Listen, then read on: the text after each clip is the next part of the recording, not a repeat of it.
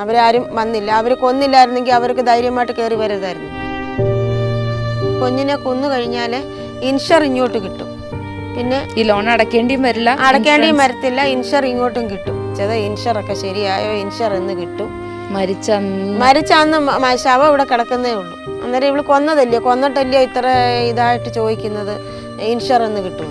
ഒരിക്കലും എൻ്റെ മകള് തൂങ്ങി മരിക്കത്തില്ല. സെക്കൻഡ് ഇയർ പഠിച്ചുകൊണ്ടിരുന്നപ്പോഴാണ് അമ്മയും മോനും കൂടി ഇവിടെ വന്ന് ഇറക്കിക്കൊണ്ട് പോയത്. നിങ്ങൾക്ക് സമ്മതമായിരുന്നു ആ കല്യാണത്തിന്? കല്യാണം നടന്നിട്ടില്ല. കഞ്ചാവ് വിൽക്കാൻ അങ്ങ് പോകും. നേരം വിളിക്കുമ്പോൾ ബാഗും തൂക്കിയിട്ടുണ്ട്. ഈ 3 വർഷത്തിൽ ഒരു ദിവസം പോലും മർദ്ദനമില്ലാത്ത ദിവസമില്ല. അടിയും പിടിയും വഴക്കുക, എന്നെ തൊഴിച്ചു, വയറ്റത്ത് തൊഴിച്ച് എനിക്ക് വയറുവേദന കൊണ്ട് നൂരാൻ വയ്യ.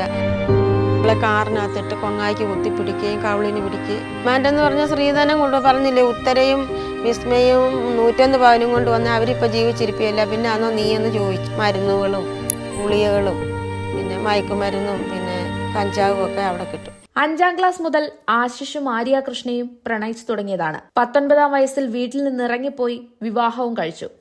സ്നേഹിച്ച ആളെ സ്വന്തമാക്കി സന്തുഷ്ട കുടുംബജീവിത സ്വപ്നം കണ്ട ആര്യയ്ക്ക് പക്ഷെ തെറ്റുപറ്റി. പ്രണയിച്ചു നടന്നപ്പോൾ കണ്ട ആശിഷിനെ അല്ല അവൾ പിന്നെ കണ്ടത്. കഞ്ചാവിനും മയക്കുമരുന്നിനും അടിമയായിരുന്ന ആശിഷ് സ്ത്രീധനം ആവശ്യപ്പെട്ട് ആര്യയെ ക്രൂരമായി മർദ്ദിച്ചു. പ്രണയത്തിനേക്കാൾ സ്ഥാനം പണത്തിന് തന്നെ എന്ന തിരിച്ചറിവ് ആര്യയെ തളർത്തി. ഒടുവിൽ കേവലം 3 വർഷം മാത്രം നീണ്ടുനിന്ന ദാമ്പത്യത്തിന് അവസാനമായി. താൻ പ്രാണന തുല്യം സ്നേഹിച്ച പൊന്നോമന മകളെ തനിച്ചാക്കി ആര്യകൃഷ്ണ ചിതയിലെടിഞ്ഞടങ്ങി. മെയ് 21-ാം തീയതി ചൊവ്വാഴ്ചയാണ് പത്തനംതിട്ട കോന്നി സ്വദേശിനി ആര്യാകൃഷ്ണയെ ഭർത്തൃ വീട്ടിൽ തൂങ്ങി മരിച്ച നിലയിൽ കണ്ടെത്തിയത്. ഭർത്താവിന്റെ ഉപദ്രവം സഹിക്കാൻ കഴിയാതെയാണ് മകൾ ആത്മഹത്യ ചെയ്തതെന്ന് ആര്യയുടെ പിതാവ് അനിൽകുമാർ പോലീസിന് മൊഴി നൽകിയിരുന്നു. സംഭവത്തിൽ ഗാർഹിക പീഡനവും ആത്മഹത്യാ പ്രേരണയും ചുമത്തി ആശിഷിനെ അറസ്റ്റ് ചെയ്തിട്ടുണ്ട്. സ്ത്രീധന പീഡനവും അതേ തുടർന്നുള്ള മരണത്തിന്റെയും ഏറ്റവും ഒടുവിലത്തെ ഉദാഹരണമാണ് ആര്യകൃഷ്ണയുടെ മരണം. അപ്പോൾ എന്നാണിത് സംഭവിക്കുന്നത്? തൂങ്ങി മരണമാണെന്നാണ് നമുക്ക് അറിയാൻ സാധിച്ചത്. എന്താണ് അമ്മയ്ക്ക് അതിനെക്കുറിച്ച് അറിയാവുന്നത്? ഒരിക്കലും എൻ്റെ മകള് തൂങ്ങി മരിക്കത്തില്ല. അവളെ അവിടെ ഭർത്താവിൻ്റെ അമ്മയും ആശിയും കൂടെ കൂടി, ആശി എന്ന് പറഞ്ഞ ഭർത്താവും കൂടെ കൂടി കൊന്നതാണ്. അവൾക്ക് അതിനുള്ള ധൈര്യമില്ല. ആ കുഞ്ഞിനെ ഇട്ടിട്ട് അതുപോലെ സ്നേഹിക്കുന്ന ഒരു അമ്മയാണ്, കുഞ്ഞിനെ സ്നേഹിക്കുന്ന ഒരു അമ്മയാണ്.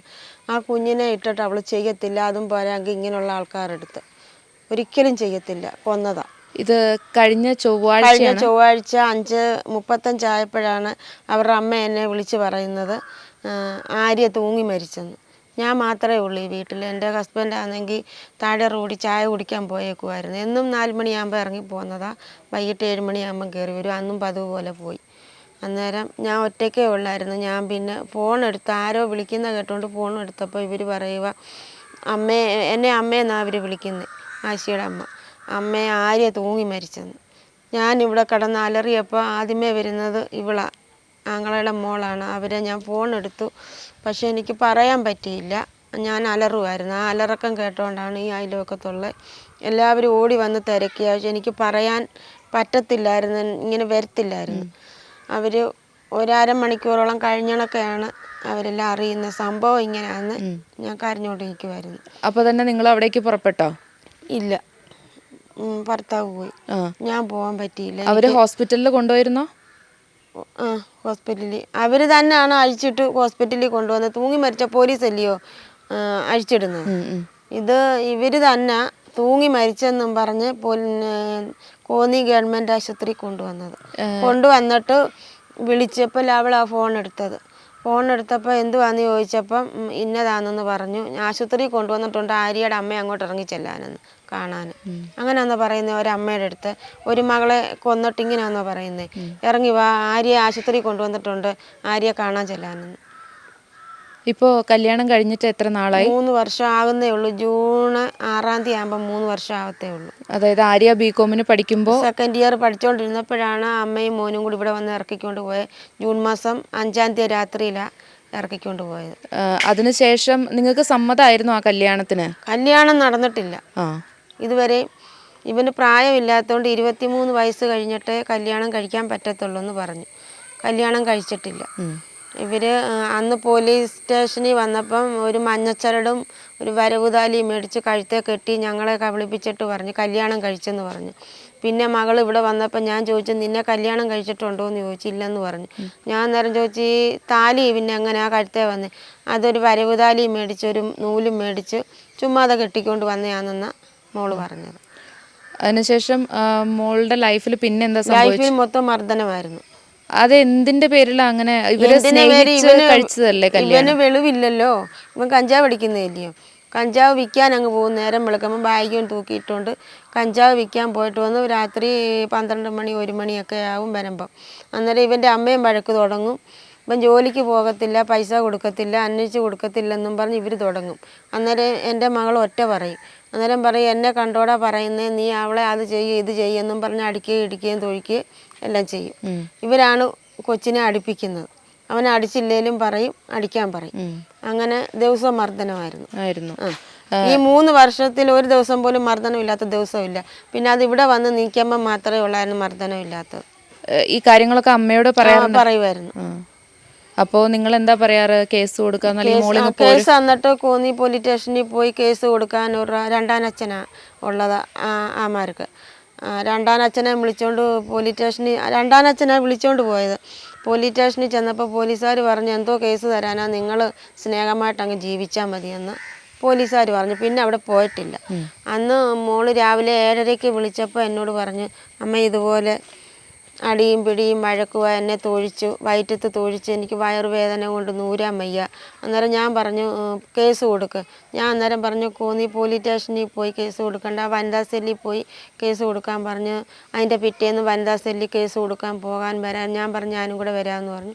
അങ്ങനെ ഇരുന്നത്. അന്നേരം 5:30 മരിച്ചെന്ന് ഇവർ വിളിച്ചു പറയുന്നു. അതിൻ്റെ തൊട്ട് മുൻപെങ്ങാനും ആര്യ ഫോൺ ചെയ്തിരുന്നു? 3:15 ഫോൺ ചെയ്തായിരുന്നു. അന്നേരം ഒന്നും പറഞ്ഞില്ല. അന്നേരം അമ്മ എവിടെ ഏതാന്നൊക്കെ ചോദിച്ചതേ ഉള്ളൂ. ഞാൻ ചോദിച്ചു കുഞ്ഞെന്തിയെ, ഉറങ്ങുന്നെന്നോ എന്തോ പറഞ്ഞു. അന്നേരം ഞാൻ ചോദിച്ചു എല്ലാവരും എന്തിയെന്ന് ചോദിച്ചപ്പോൾ പറഞ്ഞു കാർ എടുക്കാൻ പോയെന്ന് പറഞ്ഞു. അവിടെ ആരും ഇല്ല, കാർ എടുക്കാൻ പോയെന്നാണ് എന്നോട് പറഞ്ഞു. പിന്നെ എപ്പോൾ വന്നെന്ന് എനിക്കറിയത്തില്ല. 5:35 ആയപ്പോഴാണ് എന്നെ വിളിച്ച് മരിച്ചെന്ന്. അത് കാർ എടുക്കാൻ എന്നോട് കരരസീത് ചോദിച്ചു. ഞാൻ പറഞ്ഞു ഇവിടെ കരരസീതില്ലെന്ന് പറഞ്ഞു. അതിൻ്റെ തലേന്ന് അങ്ങോട്ട് കാറ് നോക്കാൻ പോയി പത്തനംതിട്ട. അന്ന് ഇവനെ എല്ലാവരും കൂടെ പോയത്, അച്ഛനും അമ്മയും ചേട്ടനും ഇവിടെ ഭർത്താവും കുഞ്ഞും എല്ലാം കൂടെ പോയി. ഹോട്ടലിൽ ഇറങ്ങി കാപ്പി കുടിക്കാനെങ്ങാണ്ട് ദോശ കഴിക്കാൻ ഇറങ്ങിയപ്പോൾ ഇവള് പോയില്ല, ഇറങ്ങുന്നില്ലെന്ന് പറഞ്ഞു. അന്നേരം പിന്നെ ഇവളെ കാറിനകത്തിട്ട് കൊങ്ങായിക്ക് കുത്തിപ്പിടിക്കുകയും കവിളിന് പിടിക്കുകയും ഒത്തിരി അടിക്കുകയും ചെവിക്കുറ്റിക്ക് അടിക്കുകയൊക്കെ ഒരുപാട് ഉപദ്രവിച്ചെന്ന് എന്നോട് വിളിച്ച് പറഞ്ഞു. കരഞ്ഞുകൊണ്ടാണ് എല്ലാം പറഞ്ഞത്. അപ്പോൾ നിങ്ങളോട് നേരിട്ട് ഈ ആശിഷ് കാശ് ചോദിക്കുമായിരുന്നോ? എനിക്ക് ഇത്ര ഞങ്ങളോട് ചോദിക്കത്തില്ല, ഇവളെയും കൊണ്ടായിരുന്നു ചോദിപ്പിക്കുന്നത്. എത്രയായിരുന്നു അവർ ഡിമാൻഡ് ചെയ്തുകൊണ്ടിരുന്നത്? ഡിമാൻഡ് എന്ന് പറഞ്ഞാൽ സ്ത്രീധനം കൊണ്ട് പറഞ്ഞില്ലേ, ഉത്തരയും വിസ്മയും 101 പവനും കൊണ്ട് വന്നാൽ അവരിപ്പോൾ ജീവിച്ചിരിപ്പില്ല, പിന്നെ അന്നോ നീ എന്ന് ചോദിച്ചു. അപ്പോൾ അതുപോലെ 101 പവൻ വേണമായിരുന്നു. അതല്ലേ അങ്ങനെ പറഞ്ഞത്. എന്നിട്ട് മേടിച്ചിട്ട് കൊല്ലാനായിരുന്നു. ഞങ്ങൾ പക്ഷെ ഒന്നും കൊടുത്തിട്ടില്ല. ഈ ഇവന്റെ സ്വഭാവങ്ങൾ നമ്മൾ നാട്ടിലൊക്കെ അന്വേഷിച്ചു. നാട്ടിൽ അവൻ എപ്പോഴും ഈ താഴെ വഴിക്കൊരു കടയുണ്ട്, അവിടെ ഇങ്ങനെ വരുന്നത്. അവന് ഒരു 5 മണിയൊക്കെ ആകുമ്പോഴത്തേനെ അവിടെ നിന്ന് ഇറങ്ങും ബൈക്ക് കൊടുത്തോണ്ട്. പിന്നെ അവന് തോന്നുമ്പോഴാണ് പോകുന്നത്. അവിടെ അവന് കുറേ കൂട്ടുകാരുണ്ട്. അവിടെ എന്തുവാ ഈ കുത്തിവെക്കുന്ന മരുന്നുകളും ഗുളികകളും പിന്നെ മയക്കുമരുന്നും പിന്നെ കഞ്ചാവും ഒക്കെ അവിടെ കിട്ടും. ഇവർക്കൊരു കുഞ്ഞും കൂടെ ഉണ്ടല്ലേ? ഒരു കുഞ്ഞ് 2.5 വയസ്സുള്ള ദക്ഷ എന്ന് പറഞ്ഞൊരു മോളുണ്ട്. ആര്യയുടെ മൃതദേഹം ഈ വീട്ടിലേക്കാണ് ഇവിടെ കൊണ്ടുവന്നതുകൊണ്ട് അവിടെ അടക്കിയേക്കുന്നത്. അവരാരും വന്നില്ല. അവർ കൊന്നില്ലായിരുന്നെങ്കിൽ അവർക്ക് ധൈര്യമായിട്ട് കയറി വരുതായിരുന്നു. അപ്പോൾ അമ്മയും മോനും ചേട്ടൻ ഇതിൽ പങ്കുണ്ടോയെന്ന് അറിയത്തില്ല, ഇവരെല്ലാം കൂടെ കൂടി കൊന്നതാ. അതുകൊണ്ട് ഞാൻ ഇന്നാൾക്ക് വന്ന ചാനലുകാരോടെല്ലാം പറഞ്ഞല്ലോ എൻ്റെ കുഞ്ഞിനെ കൊന്നതാ, അതുകൊണ്ട് അമ്മയെ അറസ്റ്റ് ചെയ്യണമെന്ന് പറഞ്ഞില്ല. എന്നിട്ട് ആരും അറസ്റ്റ് ചെയ്തില്ലല്ലോ. അതെന്തുകൊണ്ടാണ് ഈ കൊന്നതാണെന്ന് നിങ്ങൾക്ക് സംശയം? കൊന്നതാ, അതുപോലത്തെ സ്ത്രീയും മോനുമാ, അതുകൊണ്ടാണ് കൊന്നതാന്ന് പറഞ്ഞു. അവനെ കൊല്ലും, അത് ഉറപ്പാ. അവന് വെളിവില്ലല്ലോ, അവൻ വെള്ളവും കഞ്ചാവും അല്ലേ. പക്ഷെ അങ്ങനെ കൊന്നതുകൊണ്ട് അവർക്ക് എന്താ ലാഭം? കേസൊക്കെ അത് ലോൺ അടയ്ക്കണ്ടല്ലോ. ആരെടുത്ത ലോൺ? ആര്യയും മോനും കൂടെ എടുത്ത, ആശയും കൂടെ എടുത്ത ലോണ്. എന്തിനു വേണ്ടിയിട്ടായിരുന്നു എന്ന് പറഞ്ഞു? അത് വണ്ടി എടുക്കാനാന്നും പറഞ്ഞാൽ എല്ലായിടത്തു നിന്നും എടുത്തത്. ലോൺ എടുത്ത്. അപ്പം കുഞ്ഞിനെ കൊന്നു കഴിഞ്ഞാൽ ഇൻഷർ ഇങ്ങോട്ട് കിട്ടും. പിന്നെ ഈ ലോൺ അടയ്ക്കേണ്ടിയും വരത്തില്ല, ഇൻഷർ ഇങ്ങോട്ടും കിട്ടും. അവർ രക്ഷപ്പെട്ടില്ലേ. ഈ 2 ലക്ഷം രൂപ ഞാൻ പറഞ്ഞില്ലേ, ഒരു വീട്ടിൽ പോയാൽ 500-600 രൂപ കിട്ടുന്നത്. എത്ര അടയ്ക്കുന്നത്? ആഴ്ചയിൽ അടയ്ക്കണം. ആഴ്ച 4 ബാങ്കിൽ എടുത്താൽ എത്ര രൂപ അടയ്ക്കും ഒരാഴ്ചയിൽ? ഈ മരിച്ച അന്ന് തന്നെ ഇൻഷുറൻസ് കമ്പനിയായിട്ട് ബന്ധപ്പെട്ടു. അത് എൻ്റെ ആങ്ങളുടെ മോളാണ് KLM ഓഫീസിലെ മാനേജർ. ആ മാനേജരുമായിട്ട് അപ്പോൾ ശവം ഇവിടെ കിടക്കുന്നേ ഉള്ളൂ. കൊച്ചിനെ എടുക്കാൻ പോലീസ് സ്റ്റേഷനിൽ ചെന്നപ്പോൾ അവിടെ വെച്ചാണ് വിളിച്ചത്. ഇൻഷുറൊക്കെ ശരിയായോ, ഇൻഷുർ എന്ന് കിട്ടും. മരിച്ച അന്ന് ശവം ഇവിടെ കിടക്കുന്നേ ഉള്ളൂ. അപ്പോൾ അന്നേരം അമ്മയാതാ, അന്നേരം ഇവള് കൊന്നിട്ടല്ലയോ ഇത്ര ഇതായിട്ട് ചോദിക്കുന്നത് ഇൻഷുർ എന്ന് കിട്ടുമെന്ന്. അതാണ് നിങ്ങൾക്ക് പ്രധാനമായിട്ട് സംശയം തോന്നാനുള്ള കാരണം. മരിച്ച് ചിതയിലേക്ക് എടുക്കുന്നതിന് മുൻപ് അവരുടെ ടെൻഷൻ എന്ന് പറയുന്നത് ഇൻഷുറൻസ് എന്തായി എന്നുള്ള കാര്യമാണ്. വിളിച്ചിട്ട് ചോദിച്ചു, ആര്യ എന്ന് പറഞ്ഞ ആളിനെ അറിയോ? ആര്യ മരിച്ചുപോയി, ആ ഇൻഷുർ എപ്പോൾ ശരിയാകുമെന്ന് ചോദിച്ചു. അന്നേരം മുറിക്കകത്ത് കിടക്കുന്നതേ ഉള്ളൂ ശവം. പിന്നാണ് വെളിയിൽ പോലും എടുത്തു വെച്ചത്. അന്ന് അങ്ങനത്തെ ഒരു കൊന്നതല്ലയോ, അന്നേരം തന്നെ മരിച്ചതൊന്നും അല്ലല്ലോ. ഇതൊക്കെ നമ്മൾ പോലീസിനോട് പറഞ്ഞിരുന്നല്ലോ. എല്ലാ കാര്യവും പറഞ്ഞിരുന്നു പോലീസിനോട്. ഇപ്പോൾ പെൺകുഞ്ഞ് മോള് എവിടെയാ ഉള്ളത്? അവരുടെ കൂടെ ഉള്ളത്. അവരെ ഞങ്ങൾക്ക് കിട്ടണം. ഞങ്ങളുടെ മോടെ കുഞ്ഞിന് ഞങ്ങൾക്ക് കിട്ടണം എന്ന് പറഞ്ഞാൽ അതിനെ വളർത്താൻ ആരുമില്ല. തന്ത ജയിലിലല്ലേ, അവൻ്റെ കൂടെ അല്ല ഇനി ഇങ്ങനെയുള്ളവൻ്റെ കൂടെ പെൺകുഞ്ഞല്ലേ, അതിനെ വിടാൻ പറ്റും? ആരും എപ്പോഴെങ്കിലും പറഞ്ഞിരുന്നു എനിക്ക് ഡിവോഴ്സ് ചെയ്യണം, എനിക്ക് ഇവിടെ വന്ന് നിൽക്കണം, എനിക്ക് അവിടെ പറ്റും? അങ്ങനെ ഡിവോഴ്സ് ചെയ്യാൻ കല്യാണം കഴിച്ചില്ലല്ലോ. ഞാൻ പറഞ്ഞായിരുന്നു, എന്തെങ്കിലും നിനക്ക് നിൽക്കാൻ വയ്യാത്ത ഇത് വരുവാന്ന് നീ കുഞ്ഞിനെ എടുത്തോണ്ട് ഇനി പോരെ, ഇവിടെ വന്നിക്ക് നിന്നെ ഞങ്ങൾ നോക്കിക്കോളാം എന്ന് പറഞ്ഞു. പക്ഷേ ഇതുവരെ അവൾ വന്ന് നിന്ന് ഒരു പ്രാവശ്യം 1 മാസം ഇവിടെ വന്ന് നിന്നു. അവിടുന്ന് വഴക്കുണ്ടായി വന്ന് നിന്നതാണ്. ഈ തള്ളയായിട്ട് ഇവനുമായിട്ട് വഴക്കുണ്ടായി ഇവിടെ വന്ന് 1 മാസം ഇവിടെ നിന്ന് കഴിഞ്ഞപ്പോൾ തള്ള പറഞ്ഞു വിട്ടു. അവൻ്റെ ചേട്ടൻ വന്ന് കൊച്ചിനെ വിളിച്ചോണ്ട് പോയി. ഞാൻ പോകാനും പറഞ്ഞില്ല, പോകണ്ടെന്നും പറഞ്ഞില്ല. ഞാൻ പറഞ്ഞപ്പോൾ പറഞ്ഞു, നിൻ്റെ ഇഷ്ടത്തിന് നീ പോയിക്കോ, പിന്നെ എന്തോന്ന് വെച്ചാൽ അനുഭവിച്ചോളാനേ ഞാൻ പറഞ്ഞോളൂ. ഞങ്ങളുമായിട്ട് ഒരു സഹകരണവും ഇല്ല, ഇവരെ കൊച്ചുമായിട്ടേ ഉള്ളൂ.